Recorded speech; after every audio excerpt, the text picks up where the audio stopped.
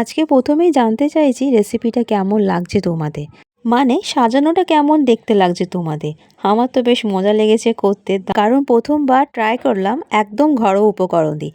আজকাল তো ওয়েদার দারুণ যাচ্ছে, বিকেল না হতে না হতে ঝড় বৃষ্টি হচ্ছে চারিদিকে, তাই আমিও চলে এসেছি ঠান্ডা ঠান্ডা তরমুজ দিয়ে। ভাবছিলাম প্রথমে পিস পিস করে কেটে খেয়ে নেব, তারপর মনে হলো না, একটু অন্য কিছু করা যাক। ভাবতে ভাবতে ভাবলাম চলোই না একটু তরমুজের আইসক্রিম বানানো যাক। এই তো সুযোগ এসে গেছে আমার হাতে, থেমে থাকলাম না আমিও, চলো বানিয়ে নিলাম আইসক্রিম।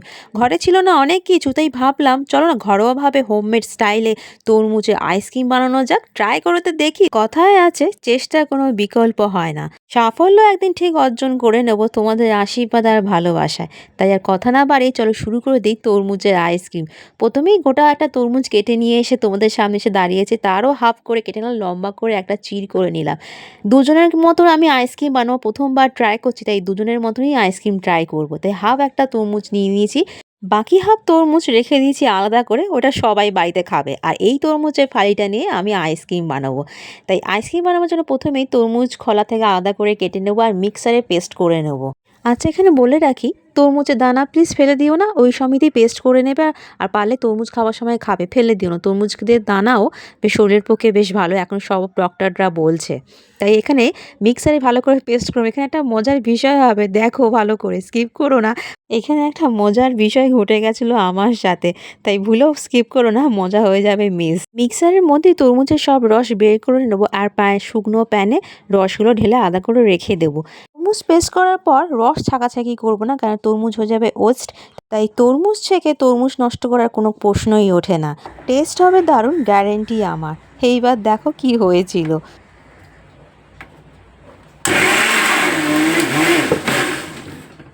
এইটা কি হলো আমার সাথে, বাকিটা পুরো হিস্ট্রি হয়ে গেছে।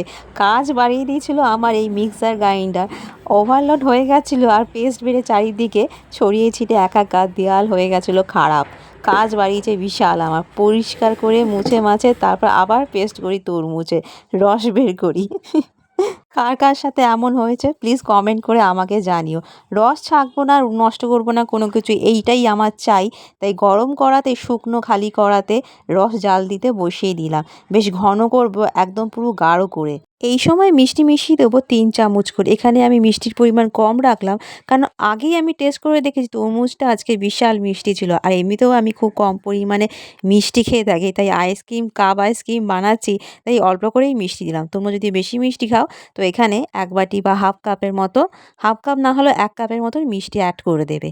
যখন তরমুজটা ফুটছে তখনই দেখবে হালকা করে লেয়ার পড়ে যাচ্ছে সরে, আর নিচে দেখা যাচ্ছে জল। তাই ওপর থেকে যদি ছেঁকে নিতাম তাহলে কালারটা নষ্ট হয়ে যেত। বাইরের কোনো রকম ফুড কালার ইউজ করব না, একদম ঘরোয়াভাবে আজকে তরমুজের কাপ আইসক্রিম বানাবো। তরমুজের রস জাল দিতে দিতে যখন সসের মতন গাঢ় হয়ে যাবে তখনই 1 চামচ কর্নফ্লাওয়ার জলে গুলে মিশিয়ে দেবো এই তরমুজের সসের মধ্যে। বেশ ভালো করে ফুটে উঠবে আর গাঢ় ঘন হয়ে আসবে, তখনই আমি ঢেলে দেবো বড় কাপের 1 কাপ ঘন করে জাল দেওয়া গাঢ় মোটা দুধ। একদম পুরো ক্ষীরের পর্যায়ে চলে যাবে তেমনই ঘনত্ব। মিশিয়ে দেবো একসাথে, কোনো রকম বাইরের ক্রিম ইউজ করবো না। তাই ঘরেই দুধকে গাঢ় করে ঘন করে জাল দিয়ে যে গাঢ় একটা লেয়ার পড়বে, ঠিক সেরকমই গাঢ় ঘন দুধ তরমুজের সসের সঙ্গে মিশিয়ে দেবো আর ভালো করে জাল দিয়ে একদম পুরো গাঢ় করে নেবো। এখানে একটা টিপস দিয়ে রাখি, কর্নফ্লেভার মেশানোর সঙ্গে সঙ্গে কিন্তু অনবরত নেড়ে যেতে হবে, না নাড়লে কড়াইতে ধরে যাবে, পুড়ে যাওয়ার সম্ভাবনা থাকে। আর দুধ তরমুজের গাঢ়ত্ব বেশ ঘন হয়ে আসবে, তখনই একবার চেক করে নেব। দুধ তরমুজের এই ঘনত্ব যদি চিটচিটে হয়ে থাকে তাহলে বুঝবে হয়ে এসছে। এবার গ্যাস অফ করে দেবো তাড়াতাড়ি করে, আর সমানে নেড়ে যেতে হবে যতক্ষণ না ঠান্ডা হয়ে যাচ্ছে।